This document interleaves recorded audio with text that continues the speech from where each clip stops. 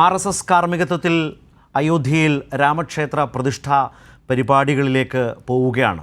ആ നിലയിൽ രാജ്യമാകെ അതുമായി ബന്ധപ്പെട്ട വാർത്തകളിലേക്ക് അയോധ്യയിൽ നിന്നുള്ള തത്സമയ ദൃശ്യങ്ങളും അതുമായി ബന്ധപ്പെട്ട കേന്ദ്ര സർക്കാർ ആഹ്വാനം ചെയ്ത തരത്തിലുള്ള ആഘോഷമുഖരിതമായൊരു അന്തരീക്ഷത്തിലേക്കും പൊതുവിൽ ഈ വിഷയത്തെ കൊണ്ടുപോകാനുള്ള വലിയ ഉത്സാഹത്തിന് നടുവിൽ നിന്നുകൊണ്ടാണ് യാഥാർത്ഥ്യങ്ങളെ അതുപോലെ തന്നെ ഇന്ത്യൻ മതനിരപേക്ഷതയ്ക്കും മതേതര മൂല്യങ്ങൾക്കും ഭരണഘടന വിഭാവനം ചെയ്യുന്ന രാജ്യത്തിൻ്റെ പൊതുതത്വങ്ങൾക്കും ഏതൊക്കെ തരത്തിലുള്ള ആഘാതമേൽപ്പിക്കുന്ന വിധത്തിലേക്ക് ഇതിനെ രാഷ്ട്രീയായുധമാക്കാൻ ആ നിലയിൽ ഈ സാഹചര്യത്തെ RSSും അതുപോലെ കേന്ദ്ര സർക്കാരും മോദി ഭരണകൂടവും ഉപയോഗിക്കുന്നു എന്നതുകൂടി തിരിച്ചറിഞ്ഞുകൊണ്ട് അല്ലെങ്കിൽ അതുകൂടി മനസ്സിലാക്കും വിധത്തിലേക്ക് ഒരു പൊതുവിലയിരുത്തൽ നടത്തിക്കൊണ്ടാണ് ഈ പ്രശ്നത്തെ കൈരളി ന്യൂസ് സമീപിച്ചുകൊണ്ടിരിക്കുന്നത്. ആ നിലയിൽ രാവിലെ നമ്മളോട് കവി ഗോപികൃഷ്ണൻ സംസാരിച്ചു, അതുപോലെ തന്നെ അഡ്വക്കേറ്റ് അനിൽകുമാർ സംസാരിച്ചു. ഇപ്പോൾ ദ ടെലഗ്രാഫിൻ്റെ editor at large Shri R Rajagopal, അതുപോലെ തന്നെ CPIMൻ്റെ സംസ്ഥാന സെക്രട്ടേറിയറ്റ് അംഗം M സ്വരാജ് എന്നിവർ ആ ചർച്ചയുടെ തുടർച്ചയിൽ നമ്മൾക്കൊപ്പം ചേരുക കൂടിയാണ്. ശ്രീ രാജഗോപാൽ, ഒരു ദേശീയ അന്തരീക്ഷം, ഇപ്പോഴത്തെ ഒരു ദേശീയ അന്തരീക്ഷം ഇന്നത്തെ ഒരു ദിവസം RSSും കേന്ദ്ര സർക്കാരുമൊക്കെ ആഗ്രഹിച്ച വിധത്തിൽ തന്നെ അവർക്ക് ആ നിലയിലേക്ക് കൊണ്ടുപോകാൻ കഴിയുന്നു. ഒരു മതരാഷ്ട്രത്തിലേക്കുള്ള അറിഞ്ഞുമറിയാതെയുമുള്ള ഒരു വലിയ യാത്രയുടെ വളരെ പ്രധാനപ്പെട്ട ഒരു ദിവസമായി മാറുന്നതിൻ്റെ ഒരു പ്രശ്നം താങ്കൾ ഇന്നത്തെ ഈ ദിവസം ഈ സമയങ്ങളെ കടന്നുപോകുന്ന സമയങ്ങളെ ആകെ കാണുകയാണോ? തീർച്ചയായും താങ്കൾ പറഞ്ഞതാണ് ഏറ്റവും ഇന്നത്തെ മെസ്സേജ് എന്ന് പറഞ്ഞാൽ. പക്ഷേ ഞാനതിനെ ഒരു പൊളിറ്റിക്കൽ പ്രോജക്റ്റ് എന്ന് പറഞ്ഞ് ഒരു ഗ്ലോറിഫൈ ചെയ്യാമോ എന്ന കാര്യത്തിൽ എനിക്ക് സംശയമുണ്ട്. ഇതൊരു വർഗീയ പ്രോജക്റ്റാണ്. നമ്മളതിനെ പൊളിറ്റിക്കൽ റാം അല്ലെങ്കിൽ പൊളിറ്റിക്കൽ പ്രോജക്റ്റ് എന്ന് പറഞ്ഞാൽ അതിനെ ഒരു കുറച്ചൊരു ഒരു പെർഫ്യൂം അങ്ങനെ അടിക്കേണ്ട ആവശ്യം. RSSന്റെയും സംഘപരിവാറിന്റെയും പൊളിറ്റിക്കൽ പ്രോജക്റ്റ് എന്ന് പറയുന്നത് തന്നെ വർഗീയമാണ്. പക്ഷേ നമ്മളതിനെ വർഗീയം തന്നെ വിളിക്കുന്നതായിരിക്കും. പിന്നെ നമ്മൾ എന്തിനാ രാഷ്ട്രീയം ഒന്ന് വിളിക്കണം? വർഗീയ പ്രോജക്റ്റ് തന്നെയാണ്.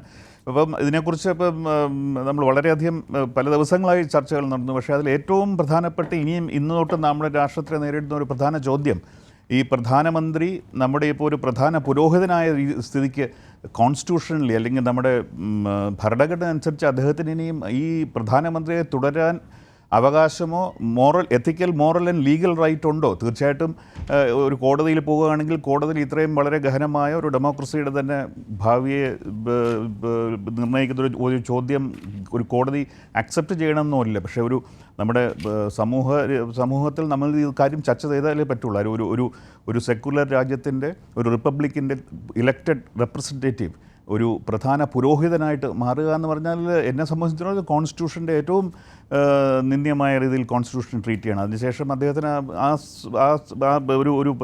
ഒരു കോൺസ്റ്റിറ്റ്യൂഷണൽ അതോറിറ്റിയായിട്ട് എല്ലാ ജനങ്ങളെയും പ്രതിനിധീകരിച്ചുകൊണ്ട് ഒരിക്കലും അദ്ദേഹത്തിന് നിലനിൽക്കാനുള്ള അവകാശം നഷ്ടപ്പെട്ടു. He has lost the moral right എന്ന് നമുക്ക് പറയേണ്ടി വരും. ഇത് ശരിക്കും സംഭവിച്ചത് ശിലാന്യാസം അദ്ദേഹം ചെയ്തപ്പോൾ തന്നെ അതിൻ്റെ ഒരു പ്രോജക്റ്റ് അദ്ദേഹം അത് ഞങ്ങൾ പലരും പറഞ്ഞിരുന്നത് നമ്മുടെ ഒരു മഹാഋഷിയായി മാറിക്കഴിഞ്ഞു. അത് നമ്മുടെ പുരാണങ്ങളിൽ പോലും വളരെ അപൂർവമായി സംഭവിച്ചിട്ടുള്ള കാര്യമാണ്. അങ്ങനെ സംഭവിക്കാൻ പാടില്ലാത്തതാണ് ഒരിക്കലും. ഒരു രാജാവിന് പോലും ഋഷി അത് തമ്മിൽ ഒരു ചർച്ചും സ്റ്റേറ്റും തമ്മിലുള്ള വളരെ ക്ലിയർ ആയിട്ടുള്ളൊരു ഡിവിഷൻ, ആ ഡിവിഷൻ അതിൻ്റെ അവസാനത്തെ മതിലാണ് ഇന്ന് പൊളിഞ്ഞത് എന്നുള്ളതൊരു വളരെ വേദനാജനകവും. അപ്പോൾ ഇതൊരു പ്രധാനപ്പെട്ട ചോദ്യമാണ്. ഇദ്ദേഹം ഇനിയും കൊടുത്തുവരാൻ പോകുന്നത് പ്രധാനമന്ത്രിയായിട്ടാണോ അതോ പ്രധാന പുരോഹിതനായിട്ടാണോ എന്നുള്ളൊരു ചോദ്യം ഉണ്ട്. ഇന്നത്തെ ഒരു ദിവസത്തെ മുൻനിർത്തി നാളത്തെ പത്രം ഇറക്കുമ്പോൾ ഒരു എഡിറ്ററായിട്ടുള്ള ശ്രീ രാജഗോപാൽ മനസ്സിൽ കാണുന്നൊരു തലക്കെട്ട് എന്താവും? ഇല്ല, ഞാൻ എൻ്റെ പത്രത്തിൻ്റെ നന്മയ്ക്ക് വേണ്ടിയാണോ ദോഷത്തിന് എനിക്കിപ്പോൾ ന്യൂസ് റൂമിൽ റോളൊന്നുമില്ല. അതുകൊണ്ടാണ് ഞാൻ എഡിറ്റർ അറ്റ് ലാർജ് എന്ന്. അപ്പോൾ ഞാൻ പലപ്പോഴും പറയുന്നത് ഈ പണ്ട് നടൻ ശ്രീനിവാസൻ പറയുന്നുണ്ട്, അദ്ദേഹം പുറത്തൊക്കെ പോകുമ്പോൾ ആളുകൾ ചോദിക്കും ഒരു തമാശ പറയാമോ. ഇപ്പം ഒരു ഹെഡ്ലൈൻ എന്ന് പറഞ്ഞാൽ എനിക്ക് വളരെ വേദനയോട് പറയേണ്ട ഒരു കാര്യം ഞാൻ തിരിച്ചറിഞ്ഞാണ്. ഒരു ന്യൂസ് റൂം ഇല്ലാതെ നമുക്ക് ഒരിക്കലും ഒരു തലക്കെട്ട് ഉണ്ടാക്കാൻ പറ്റില്ല. ഒരു ന്യൂസ് റൂം ഇല്ലാത്ത നഷ്ടപ്പെട്ട ഒരു നാടുകടത്തപ്പെട്ട ഒരു എഡിറ്ററായിട്ടിരിക്കുമ്പോൾ അതിനെക്കുറിച്ച് ഞാൻ ആലോചിച്ചിട്ടില്ല. കാര്യം അത് മാത്രം. പക്ഷേ ഒരു കാര്യം ഞാൻ പറയും, ഇന്ന് കണ്ട മിക്ക പത്രങ്ങളിലും തലക്കെട്ടുകൾ എന്നെ വളരെ വേദനിപ്പിച്ചു. പ്രത്യേകിച്ച് രാമമന്ത്രം അയോധ്യയിൽ എന്നൊക്കെ പറഞ്ഞ് കേരളത്തിലെ ഏറ്റവും പ്രധാനപ്പെട്ട പത്രം ഇങ്ങനെയൊക്കെ പറയുമ്പോൾ ഒരു വലിയ പടവൊക്കെ കൊടുത്ത് വേറൊന്നും പറയാനില്ലേ? ബാബറിയെക്കുറിച്ചും മറ്റു കാര്യങ്ങളെക്കുറിച്ചും വേദനിക്കുന്ന 200 കോടി ആളുകൾ ഒരു വലിയ വിഭാഗമുണ്ട്. അതുമാത്രമല്ല, എന്നെ വളരെയധികം വിഷമിച്ച വേറൊരു അമൂൽ എന്ന് പറഞ്ഞ ആ കുട്ടിയെ കൊണ്ടുവരുന്ന 1 ബില്യൺ ഹോപ്സ് എന്നാണ് അവരുടെ പരസ്യം. എന്ന് പറഞ്ഞാൽ ഇതെന്താണ് ഇതെല്ലാം ഉദ്ദേശിക്കുന്നതെന്ന് നമ്മൾ വളരെ മാറിക്കഴിഞ്ഞു, ഇന്ത്യ മാറിക്കഴിഞ്ഞു എന്നുള്ള യാതൊരു സംശയവുമില്ല. ഞാൻ നിശ്ചയം അദ്ദേഹം താങ്കൾ ശ്രീ രാജഗോപാൽ എഡിറ്ററായി ഇപ്പോൾ എഡിറ്റർ അറ്റ് ലാർജാണ്. അതിൻ്റെ വ്യത്യാസത്തെക്കുറിച്ച് കേരളത്തിലെ പ്രേക്ഷകർക്ക് നല്ല ധാരണയുള്ളതാണ്.